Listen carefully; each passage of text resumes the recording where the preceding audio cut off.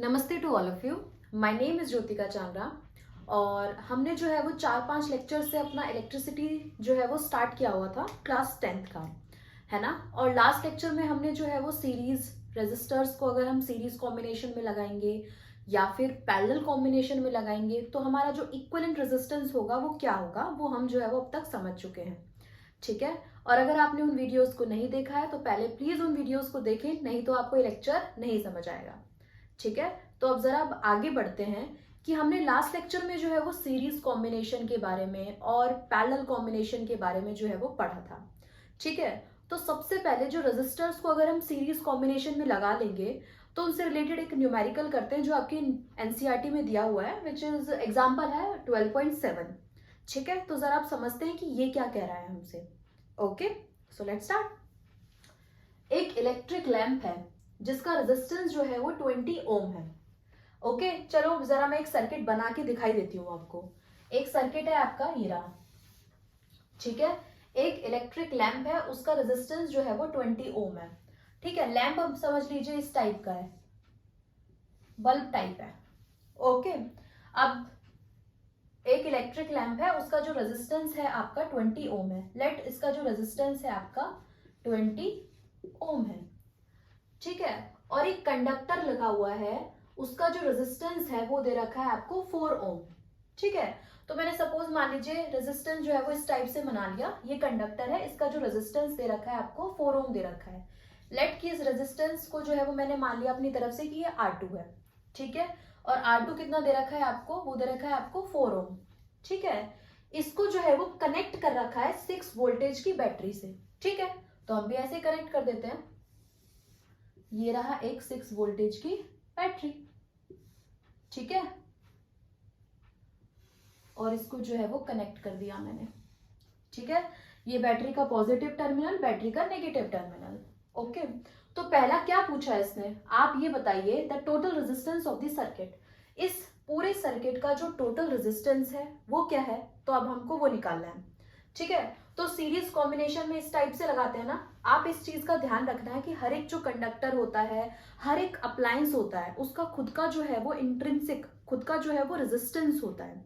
ठीक है। अगर क्वेश्चन में ये नहीं दे रखा कि डायरेक्ट दे रखा है कि एक इलेक्ट्रिक लैंप है, उसका जो रेजिस्टेंस है इज दिस, तो कंफ्यूजन में नहीं आना कि ये जो है उसका तो रेजिस्टेंस दे ही नहीं रखा। नहीं, उसका खुद का इंट्रिंसिक रेजिस्टेंस है।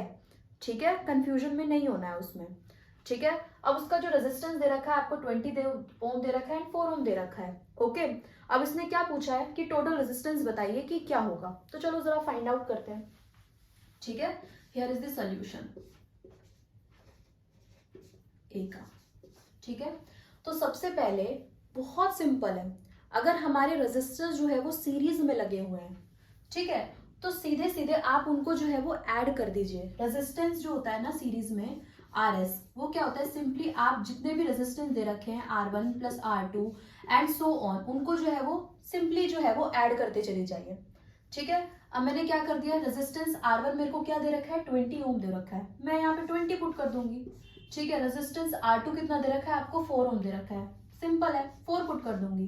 तो इक्विवेलेंट रेजिस्टेंस कितना आ जाएगा हमारा, दैट वुड बी 24 ओम। ठीक है। सीरीज में जो रेजिस्टेंस होता है, बस आप सिंपली जो है वो उनको ऐड करती जाइए, बस R1 plus R2 plus R3 plus R4 and so on, अगर दे रखा है तो। ठीक है। बस उनको जो है वो आपको ऐड करना है। ओके। अब जरा सेकंड क्वेश्चन देखते हैं कि इन्होंने क्या दे रखा है। सेकंड क्या है, the current through the circuit. आप ये बताइए कि इस सर्किट में जो करंट फ्लो हो रहा है ना, वो कितना फ्लो कर रहा है। ठीक है। तो सबसे पहले तो आप ये बताइए कि जो करंट होगा वो किस डायरेक्शन में फ्लो करेगा। करंट जो होता है हमारा पॉजिटिव टर्मिनल से नेगेटिव टर्मिनल के बीच में घूमता है। ठीक है। तो यहां से फ्लो किया, यहां से यहां गया और यहाँ पे आ गया। ठीक है। लेट इस करंट का, ये करंट जो है वो कितना है, I है। ओके।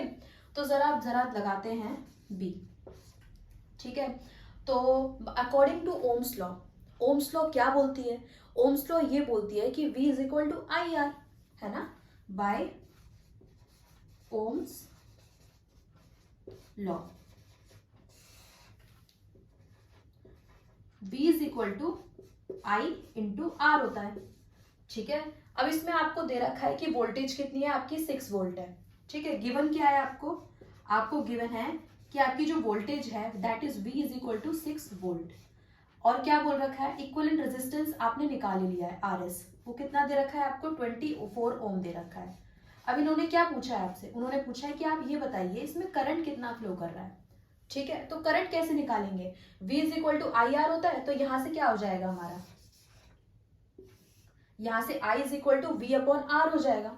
ठीक है, I is equal to V upon R आ गया।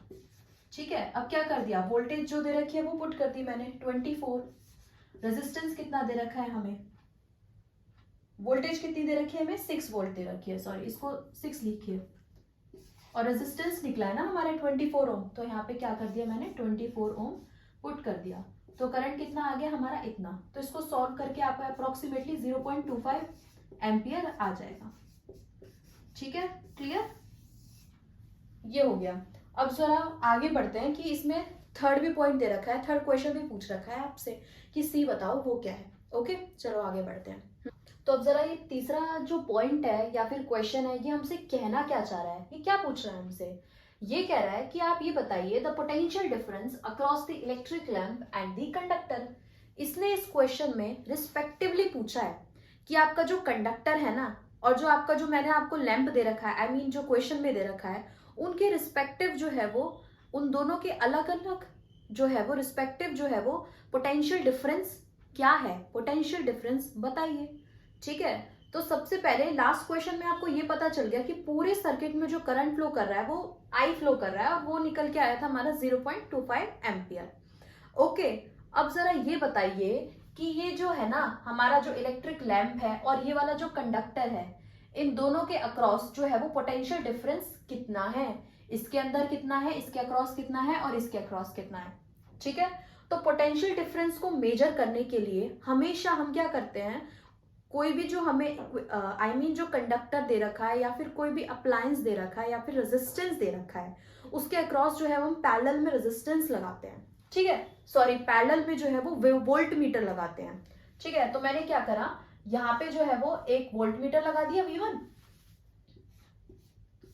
ये जो है वो वोल्ट मीटर है हमारा V1। सिमिलरली मैंने एक और एक और वोल्ट मीटर लगा दिया यहाँ पे V2।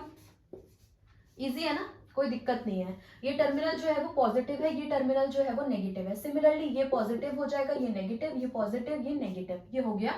ठीक है, तो इसके अक्रॉस और इसके अक्रॉस, अब ये जो वोल्ट मीटर V1 है और ये जो वोल्ट मीटर V2 है, अब ये दोनों बताएंगे हमको कि इन दोनों के अक्रॉस जो पोटेंशियल डिफरेंस है वो कितना है। ठीक है, तो जरा पोटेंशियल डिफरेंस निकालते हैं कि ये जो लैंप दे रखा है इसके अक्रॉस जो पोटेंशियल डिफरेंस है, इसके कंडक्टर के एंड्स के बीच में जो पोटेंशियल डिफरेंस है वो कितना है, चलो पता लगाएं। ठीक है, तो बाय ओम्स लॉ, ठीक है, ओम्स लॉ क्या बोलती है, बाय ओम्स लॉ, क्वेश्चन में अगर आपको समझ भी नहीं आ रहा पर लेकिन ये समझ आता है कि ओम्स लॉ क्या है, तो वो भी लिख के आएंगे तब भी आपको मार्क्स मिलेंगे। ठीक है, तो V is equal to IR होता है। ठीक है, अब क्या बोल रखा है, अब ये बताइए कि V1 के अक्रॉस जो है वो हमारा V1 कितना है हमारा, इसके अक्रॉस जो पोटेंशियल डिफरेंस है वो कितना है। ठीक है, तो मेरे को V1 के अक्रॉस निकालना है, तो इसी के अक्रॉस जो है वो मुझे रेजिस्टेंस निकालना पड़ेगा, मतलब R1 लेना पड़ेगा। और करंट तो पूरे सर्किट में सेम ही फ्लो कर रहा है, क्योंकि सीरीज में जो करंट होता है वो सेम फ्लो करता है ना, सीरीज में जो करंट होता है वो सेम फ्लो करता है। ठीक है, तो I का तो कोई दिक्कत ही नहीं है, पूरे सर्किट में 0.25 एम्पियर ही हमारा करंट फ्लो करने वाला है। ठीक है, अब जरा आगे बढ़ते हैं। तो इसके अक्रॉस जो करंट दे रखा है, पूरे सर्किट पे तो करंट जो है वो सेम है, वो कितना है 0.25 एम्पियर। मैंने सिंपली 0.25 एम्पियर पुट कर दिया। ठीक है, V1 के अक्रॉस जो रेजिस्टेंस है, जो R1 है वो कितना है, यहाँ पे आइए 20 ओम है। ठीक है, मैंने सिंपली जो है वो यहाँ पे पुट कर दिया। ठीक है, ये पॉइंट हटा दिया, ये कितना हो जाएगा 100, कैंसल कैंसल, ये हो जाएगा हमारा, ये हो जाएगा हमारा 5। इसका मतलब ये है कि V1 के अक्रॉस जो पोटेंशियल डिफरेंस है वो जो है वो 5 वोल्ट्स है। ठीक है, समझ आ गया कि V1 के अक्रॉस जो वोल्टेज आ गई हमारी वो कितना है 5 वोल्ट्स है। इसका मतलब ये है कि ये जो कंडक्टर के एंड्स के बीच में जो पोटेंशियल डिफरेंस है वो कितना है हमारा 5 वोल्ट है। ठीक है, अब जरा हम सेकेंड पॉइंट पे आते हैं कि ये जो रेजिस्टेंस है इसके अक्रॉस जो पोटेंशियल डिफरेंस है वो कितना है हमारा, वो भी निकाल लेते हैं। ठीक है, तो अक्रॉस V2 के अक्रॉस निकालना है, तो ये कितना हो जाएगा हमारा IR2। ठीक है, अब सिमिलरली सीरीज कॉम्बिनेशन में करंट जो है वो सेम फ्लो करता है। हमेशा याद रखना, सीरीज कॉम्बिनेशन में जो करंट फ्लो करता है वो सेम फ्लो करता है पूरे सर्किट में। R1 के अक्रॉस भी सेम वही फ्लो करेगा, R2 के अक्रॉस भी पूरा फ्लो करेगा, यही सेम फ्लो करेगा। यहाँ पर भी 0.25 फ्लो करेगा, यहाँ पर भी 0.25, यहाँ पर भी 0.25, यहाँ पर भी 0.25। ओके, ठीक है। अब मुझे क्या करना है, I की जगह 0.25 पुट कर देती हूँ। ठीक है, अब मुझे जो है वो V2 के अक्रॉस, इसके अक्रॉस जो रेजिस्टेंस है, V2 के अक्रॉस रेजिस्टेंस कितना है हमारा 4 ओम है, तो बस R2 ही पुट करूंगी ना, इसके अक्रॉस ही निकालना है मुझे, तो मैंने क्या कर दिया 4 पुट कर दिया यहाँ पे। सिमिलरली मैंने क्या करा है, ये सॉल्व करा, ये हो जाएगा हमारा, तो V2 कितना आ जाएगा हमारा, V2 आ जाएगा हमारा 1 वोल्ट। ठीक है, तो इसका मतलब ये है कि V2 के अक्रॉस जो पोटेंशियल डिफरेंस है वो हमारा 1 वोल्ट है। ठीक है, अब ये जो क्वेश्चन है इसने इतना ही पूछा था, लेकिन थोड़ा सा एनसीईआरटी में जो है वो थोड़ी सी ज्यादा इलेबोरेशन दे रखी है, उसकी कोई ऐसी एज सच नीड नहीं है। ये क्वेश्चन जो है वो यहीं तक इसने पूछा था और हमने जो है वो प्रूफ कर दिया है, मतलब निकाल दिया है कि ये क्वेश्चन जो है वो ये है। ठीक है, अब जरा जो है वो पैरेलल से रिलेटेड जो है वो 1-2 न्यूमेरिकल्स दे रखे हैं आपके, जो एग्जांपल्स दे रखे हैं, पहले उनको सॉल्व करते हैं, उसके बाद जो है वो फिर आगे बढ़ते हैं। ओके, अब जरा आगे बढ़ते हैं। अब ये क्या क्वेश्चन कह रहा है, एग्जाम्पल आपका 12.8 आपका एनसीईआरटी में दे रखा है। ठीक है, अगर क्वेश्चन ना समझ आए हैंडराइटिंग की वजह से, आई होप समझ ही आ गया हो। ठीक है, पर फिर भी अगर ना समझ आए तो आप प्लीज एनसीईआरटी देख लीजिएगा। ठीक है, अब जरा आगे बढ़ते हैं कि एग्जाम्पल 12.8 हमसे क्या कह रहा है, in the given circuit diagram, ये रहा वो circuit diagram, R1, R2 and R3 have the values of 5, 10, 30 ohm respectively. ये सर्किट डायग्राम है आपका, और R1, R2 और R3 की जो रेजिस्टेंस वैल्यू दे रखी है 5, 10 और 30 दे रखी है, इतना ही बोला उसने। और ये सारे के सारे जो है वो एक बैटरी से कनेक्टेड है, 12 वोल्ट बैटरी से जो है वो कनेक्टेड है, मैंने ये बना दिया। ठीक है, अभी क्वेश्चन क्या कह रहा है हमसे, पहला पॉइंट ये बोलना चाह रहा है, ए पॉइंट, कि आप ये बताइए कि इन तीनों के अक्रॉस जो करंट होगा वो कितना पास होगा। ठीक है, कोई दिक्कत नहीं है। तो सबसे पहले आपको क्या दिखाई दे रहा है, आपको ये दिखाई दे रहा है कि ये सारे के सारे जो रेजिस्टेंस है वो पैरेलल में है, और पैरेलल में क्या होता है, पैरेलल में हमारा जो करंट होता है वो डिवाइड हो जाता है। इसका मतलब ये है कि इसके अक्रॉस, इसके अक्रॉस, इसके अक्रॉस जो करंट फ्लो करने वाला है ना वो डिफरेंट फ्लो करेगा। ठीक है, पैरेलल में क्या होता है, पैरेलल में करंट तो डिवाइड हो जाता है लेकिन वोल्टेज जो है वो सेम रहती है। इसके अक्रॉस में अगर 100th भी पैरेलल में लगा लेती ना रेजिस्टेंस, और उसका रेजिस्टेंस कुछ भी होता, तब भी उसका जो वोल्टेज होता ना वो सेम रहता। ठीक है, पैरेलल में वोल्टेज सेम रहती है लेकिन करंट जो होता है वो हमारा डिफरेंट हो जाता है। ठीक है, अब सपोज मान लीजिए ये जो है वो बैटरी का पॉजिटिव टर्मिनल है, ये बैटरी का नेगेटिव टर्मिनल है। ठीक है, अब यहां से जो करंट फ्लो करा वो फ्लो कर गया हमारा आई। ठीक है, चलो ठीक है, आई फ्लो कर रहा है। ठीक है, अब ये जो करंट फ्लो करते करते करते करते करते यहाँ पहुंचा, यहाँ पहुंचा, यहाँ पहुंचा, पहुंचा, यहाँ पहुंचा, फिर उसको दिखे 3 रास्ते। अब इस 3 रास्तों पे जो करंट होगा वो 3 पार्ट्स में डिवाइड हो गया, एक यहाँ गया, एक यहाँ गया, एक यहाँ गया। ठीक है, मैंने मान लिया यहाँ पे जो करंट फ्लो करा वो I1 फ्लो कर गया। ठीक है, सपोज मान लीजिए यहाँ पे जो फ्लो कर गया वो फ्लो कर गया I1। ठीक है, यहाँ पे जो फ्लो कर गया वो फ्लो कर गया I2, और यहाँ पे जो करंट फ्लो कर गया वो था I3। ठीक है, अब ये सारे के सारे कनेक्ट होके फिर दोबारा जो है वो I के बराबर हो जाएंगे, और यहां से जो है वो I फ्लो कर जाएगा। ठीक है, तो पहले क्वेश्चन क्या बोलना चाह रहा है हमसे कि आप ये बताइए कि इसके अक्रॉस, इसके अक्रॉस, इसके अक्रॉस, ये तीनों रेजिस्टेंस के अक्रॉस जो है वो आपका करंट कितना है, तो जरा पता लगाते हैं। ठीक है, तो सबसे पहले क्या बोल रहा है ये, सोल्यूशन ए, आप ये बताइए कि करंट निकालना है, तो सबसे पहले बाय ओम्स लॉ,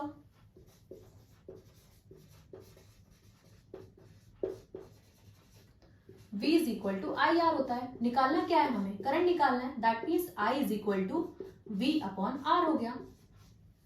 ठीक है, अब क्या बोलना चाह रहा है कि अब हम निकालेंगे कि हमारा जो R1 रेजिस्टेंस है, R1 रेजिस्टेंस के अक्रॉस जो है वो करंट कितना है। ठीक है, तो हम निकाल लेते हैं current across R1 resistance, current across R1 resistance. ठीक है। तो करंट अक्रॉस R1 रेजिस्टेंस कितना हो जाएगा, मैंने मान लिया वो करंट कितना फ्लो कर गया, I1 फ्लो कर गया, तो इसके अक्रॉस जो वोल्टेज है वो तो सेम ही रहेगी, लेकिन इसके अक्रॉस जो रेजिस्टेंस है वो तो R1 ही होगा ना, तो मैंने यहाँ पे क्या पुट कर दिया, R1। ठीक है। अब मैंने क्या करा, I1 निकाला है मैंने, वोल्टेज कितनी दे रखी है हमें, 12 वोल्ट दे रखी है, मैंने क्या कर दिया, 12 पुट कर दिया। रेजिस्टेंस कितना दे रखा है इसके अक्रॉस, वो दे रखा है हमें 5 ओम, तो ये कितना आ गया हमारा 5 मैंने पुट कर दिया। तो यहाँ पे मैंने करा तो ये कितना हो जाएगा हमारा, ये लगभग 2.4 आएगा। ठीक है। तो हमारा जो करंट आएगा I1 is equal to 2.4 am, I mean 2.4 ampere. ठीक है, ये एम्पियर है, ये इतना निकल के आएगा। ठीक है। सिमिलरली हमें R2 के अक्रॉस निकालना है, सिमिलरली हमें R3 के अक्रॉस निकालना है, तो निकाल लेते हैं। ठीक है। तो current across R2 resistance is,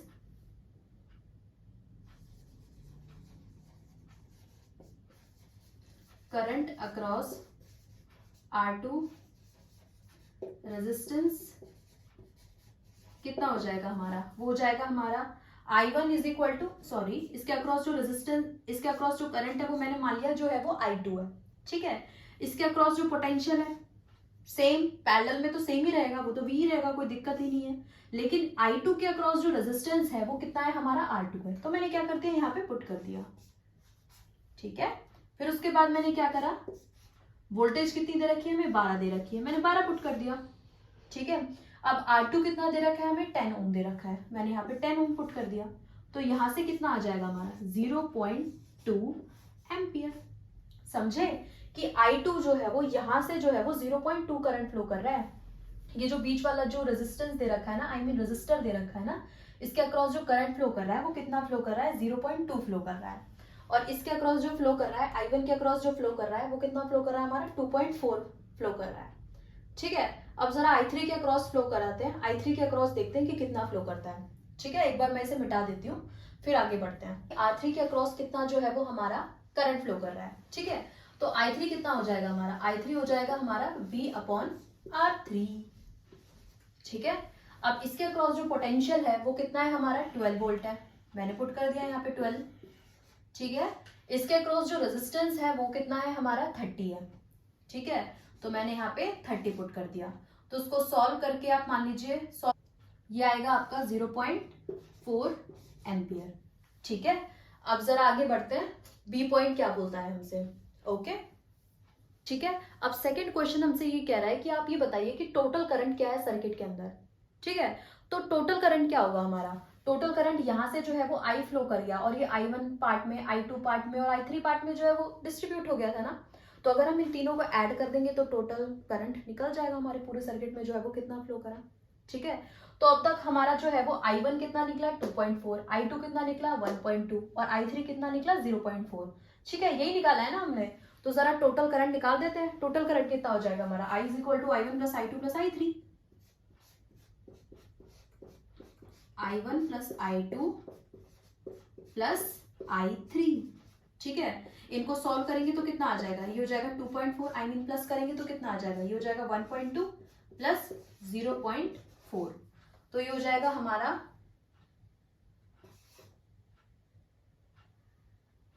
4.0 ampere. ठीक है। तो इसका मतलब ये है कि हमारे सर्किट में ना टोटल जो करंट फ्लो कर रहा है वो कितना फ्लो कर रहा है, 4 एम्पियर फ्लो कर रहा है इसमें, और ये जो 4 एम्पियर था वो यहाँ पे आके जो है वो एक साइड तो जो है वो हमारा 2.4 फ्लो कर गया, एक साइड जो है 1.2 फ्लो कर गया, और एक साइड जो है वो 0.4 फ्लो कर गया। ठीक है। अब जरा आगे बढ़ते हैं, आगे क्वेश्चन क्या बोल रहा है। ठीक है, लेट्स मूव फॉरवर्ड। अब ये बोल रहा है आपसे कि थर्ड क्वेश्चन में क्या बोलना चाह रहा है, ये बोल रहा है कि आप ये जो पूरा सर्किट दे रखा है ना आपको, आप जो है वो इसका इक्विवेलेंट रेजिस्टेंस निकालो। ठीक है, कोई दिक्कत नहीं है। तो सबसे पहले आपको क्या दिख रहा है, आपको दिख रहे हैं कि ये सारे के सारे जो रेजिस्टर्स है ना वो पैरेलल में है। ठीक है। और जो पैरेलल में जो रेजिस्टेंस होता है, आई मीन आरपी होता है, वो कितना होता है, सबसे पहले तो लिख लो गिवन, R1 कितना है हमें, 5 ओम है, R2 कितना है हमें, 10 ओम है, और R3 गिवन है हमें, R3 गिवन है हमें 30 ओम। ठीक है। और जो हमारा जो रेजिस्टेंस होता है पैरेलल में वो कितना होता है हमारा, 1/RP this is equal to 1/R1 plus 1/R2 plus 1/R3। ठीक है, सिंपली जो जो चीजें दे रखी हैं वो पुट कर देते हैं हम। तो 1/RP कितना हो जाएगा हमारा, ये हो जाएगा हमारा 1/5। R1 की जगह मैंने 5 पुट कर दिया। R2 कितना हो जाएगा हमारा 10 ओम। ठीक है, और R3 हो जाएगा हमारा 30 ओम। ठीक है, अब मैंने क्या करा, इसका जो है वो एलसीएम ले लिया। ये हो जाएगा 5, 10 और 30 का एलसीएम आ जाएगा हमारा 30। ठीक है, ये हो जाएगा हमारा 6, ये हो जाएगा हमारा 3 और ये हो जाएगा हमारा 1। ठीक है, तो ये हो जाएगा हमारा 1/RP। ठीक है, अब यहां से कितना आ जाएगा हमारा 1/RP इज इक्वल टू, ये हो जाएगा हमारा 10/30। इसका मतलब क्या है, यहां लिख देती हूं मैं ऊपर। ठीक है, तो ये हो रहा है, ये आ गया हमारा 1/RP इज इक्वल टू 1/3। ठीक है, लेकिन हमें निकालना क्या है, हमें निकालना है कि पैरेलल में जो इक्विवेलेंट रेजिस्टेंस होता है वो कितना होता है। तो इसको अगर मैं रेसिप्रोकल करूंगी तभी तो हमारा जो है वो आरपी आएगा, है ना। तो मैंने इसको रेसिप्रोकल करा तो हमारा आरपी कितना आ जाएगा हमारा 3 ओम। ठीक है, समझे। इसका मतलब ये है कि इसका टोटल जो इक्विवेलेंट रेजिस्टेंस है वो 3 ओम निकल के आया। ठीक है, अब जरा आगे बढ़ते हैं हमारा नेक्स्ट टॉपिक पे। ओके, अब हम पढ़ने वाले हैं जूल्स लॉ ऑफ हीटिंग। ठीक है, तो जूल्स लॉ ऑफ हीटिंग को पढ़ने से पहले तो सबसे पहले आपने कभी नोटिस किया है कि अगर हमारे घर में जो है वो गर्मियों में जब एसी चलता है, कोई भी हमारा अप्लायंस चलता है, जैसे 2 घंटे हो गए, 3 घंटे हो गए, तो 2 घंटे बाद, 3 घंटे बाद या 4 घंटे बाद यूजुअली हमारी मदर्स क्या कहती हैं, इसको बंद कर दो। ठीक है, और आपने कभी बंद करते हुए अगर हम उसको बंद करने जाते हैं, उसका जैसे ही स्विच ऑफ किया हमने, कभी महसूस करा है कि हमें जो है वो थोड़ा थोड़ा हीटअप महसूस होता है, हीटिंग प्रोड्यूस होती है, ऐसा लगता है कि वो स्विच जो है वो गर्म हो गया है। इसी को कहा जाता है जूल्स लॉ ऑफ हीटिंग। ठीक है, अब जरा ये पता लगाते हैं कि ये जो हीटिंग होती है वो आती कहां से है। मैं बताती हूं कहां से आती है। ठीक है, तो सबसे पहले अब आप आजिए यहाँ पे, ये है एक कंडक्टर। ठीक है, सपोज मान लीजिए ये है एक आपका कंडक्टर। कंडक्टर के अंदर अपने होते हैं फ्री इलेक्ट्रॉन्स। ठीक है, ये रहे हमारे इलेक्ट्रॉन्स। ये मान लीजिए एक इलेक्ट्रॉन यहाँ, एक इलेक्ट्रॉन यहाँ, एक इलेक्ट्रॉन यहाँ, एक इलेक्ट्रॉन यहाँ, एक इलेक्ट्रॉन यहाँ, यहाँ यहाँ यहाँ, यहाँ पर, यहाँ पर, यहाँ पर, यहाँ पर। ठीक है, अब हमारे इलेक्ट्रॉन्स तो आपको पता ही है कि वो तो रैंडमली मूव करते हैं। एक वहां मूव कर रहा है, कोई यहाँ मूव कर रहा है, कोई नीचे मूव कर रहा है, कोई ऊपर मूव कर रहा है। किसी की कोई डायरेक्शन नहीं है, उनकी कोई आंखें नहीं है। ठीक है, सपोज मान लीजिए ये यहाँ मूव कर रहा है, यहाँ मूव कर रहा है, ये इधर मूव कर रहा है, यहाँ इधर मूव कर रहा है, ये इधर इधर, ये सीधा जा रहा है, ये इधर जा रहा है, ये भी सीधा जा रहा है। ठीक है, एक कंडक्टर के अंदर ना मिलियंस ऑफ इलेक्ट्रॉन्स होते हैं, मिलियंस ऑफ फ्री इलेक्ट्रॉन्स होते हैं, और उनको दिखाई तो देता नहीं है। वो कभी कहीं टकराते हैं, कभी कहीं टकराते हैं, कभी कहीं टकराते हैं, कभी कहीं टकराते हैं। ठीक है, अब जरा एक बात मान लीजिए, रुकिए, अब ये समझ लीजिए ये एक आपका इलेक्ट्रॉन है। ठीक है, सपोज मान लीजिए अब यही है। अब ये दूसरा इलेक्ट्रॉन आ रहा है, ये इधर आया, इधर आया, इधर आया, इधर आया, ये टकरा गया। थोड़ी देर बाद फिर गया, सपोज मान लीजिए एक और गया, फिर टकराया। ठीक है, फिर गया। अब आप मान लीजिए यहाँ पे एक इलेक्ट्रॉन है, वो तो इधर ही मूव करा, करते करते करते फिर टकराया। इस टकरावट में, ये जो टकराया है यहाँ पे, आप एक बार ऐसे टैप करके देखना 4-5 बार, तो आपको ऐसा हीट प्रोड्यूस होगी। वैसे ही जो है वो ना यहाँ पे टकराने के बाद जो है वो हीट प्रोड्यूस होती है। कैसे हीट प्रोड्यूस होती है कि जब इलेक्ट्रॉन जो है वो इलेक्ट्रॉन के साथ जो है वो टकराता है ना, तो हीट जो है वो एनर्जी प्रोड्यूस होती है। और ये जब हीट एनर्जी प्रोड्यूस होती है ना, तो हमारी जो कंडक्टर का जो है वो, पूरे कंडक्टर का जो टेम्परेचर है वो बढ़ जाता है।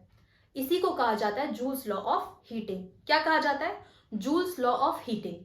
ठीक है, अब आप ये मान लीजिए कि अगर हमारा कंडक्टर जो है वो कंडक्टर के अंदर जो इलेक्ट्रॉन है वो बार बार यहाँ टकराए, फिर थोड़ा दूर आगे जाकर यहाँ टकराए, बार बार टकराएगा, तो क्या होगा? उसको जो है वो ज्यादा रेजिस्टेंस मिलेगा। ज्यादा रेजिस्टेंस की वजह से क्या होगा? अगर वो बार बार टकराएगा तो वो जो है वो गुस्से में और भी ज्यादा लाल हो जाएगा। उसमें से जो है वो और भी ज्यादा जो है वो हीट एनर्जी जो है वो निकलेगी। ठीक है, इसका मतलब ये कि अगर उसके रास्ते में जो है वो ज्यादा रुकावटें आई, ज्यादा रेजिस्टेंस आया, तो उसमें से जो है वो ज्यादा हीट एनर्जी निकलेगी। ठीक है, इसी को यहीं से मैं आपको बोलना चाह रही हूँ कि जो हमारा जो हीट होती है कंडक्टर के अंदर वो डायरेक्टली प्रोपोर्शनल होती है कि उस कंडक्टर के अंदर जो है वो कितना रेजिस्टेंस मिल रहा है उसको।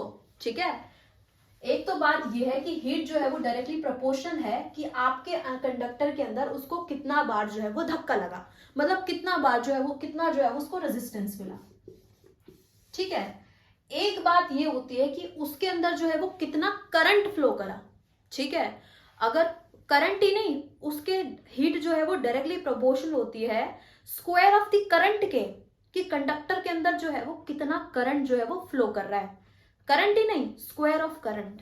ठीक है, मेरे वर्ड्स को मार्क कर लो, स्क्वायर ऑफ करंट।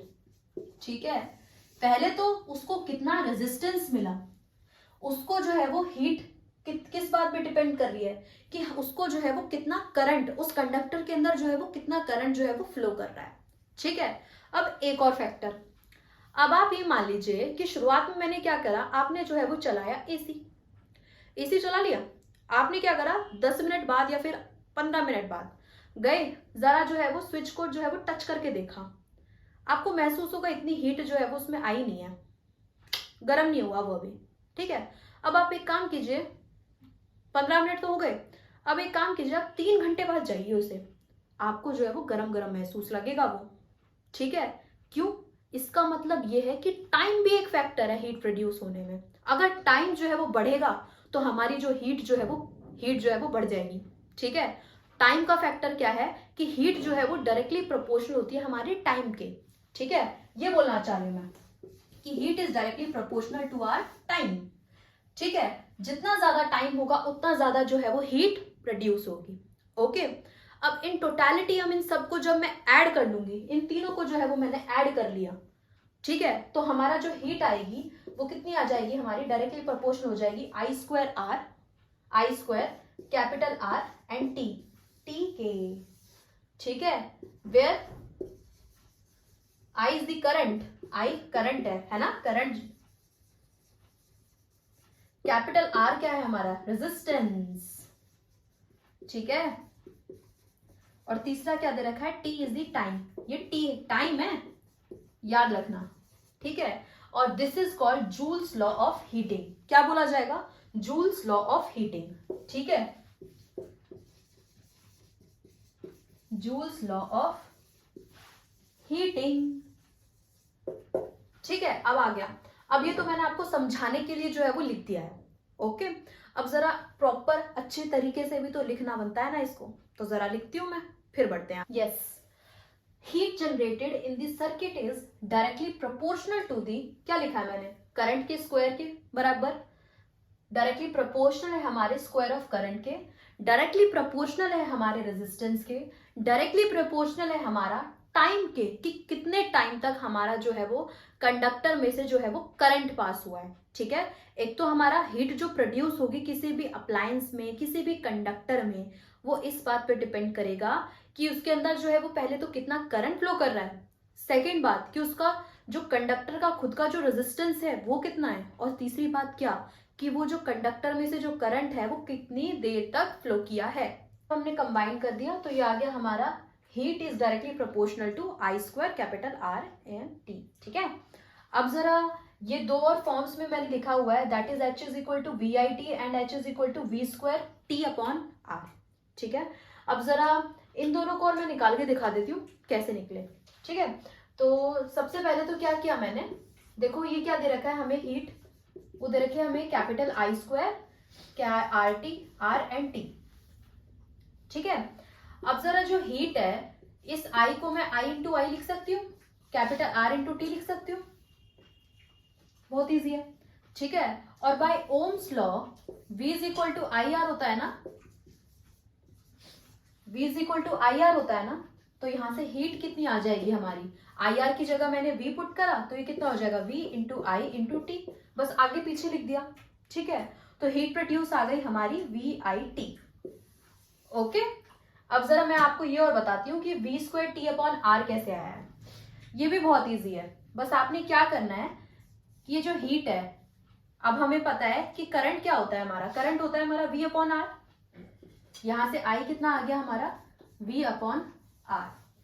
ठीक है, तो मैंने क्या करा, V, और I की जगह मैंने क्या पुट कर दिया, अगेन V अपॉन R, और ये क्या आ गया हमारा T, और इसको सॉल्व करा तो कितना आ जाएगा, H is equal to capital V square और ये हो गया स्मॉल t अपॉन R।